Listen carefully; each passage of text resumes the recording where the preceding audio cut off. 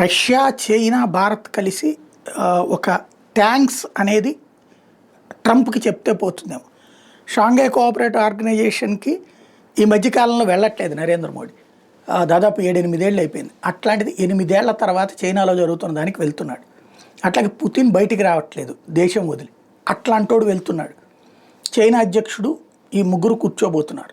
వాస్తవంగా రిక్ అనే పదం బాగా వినబడుతోంది. రష్యా, ఇండియా, చైనా టీమ్ అని. యాక్చువల్గా ప్రపంచంలో అతిపెద్ద మార్కెట్, దాదాపు 40-50% మార్కెట్ బ్రిక్స్లోనే ఉంది.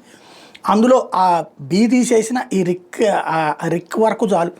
బిఎస్ తీసేసినా సరే చాలా కీలకమైనటువంటిది. అతిపెద్ద మార్కెట్, దాదాపు 40-45% జనాభా ఉన్నటువంటి మార్కెట్.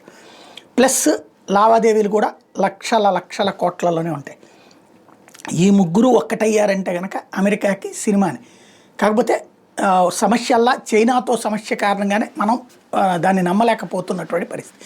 చైనా కనుక ఒక్క అడుగు వెనక్కి తగ్గి సరిహద్దు గొడవలు ఏమీ చెయ్యము, మనం ఫ్రెండ్లీగా ఉందాము అనే పాయింట్ కనుక ఒప్పందానికి వస్తే ఇక అసలు అమెరికా చరిత్ర తిరగబడిపోతుంది.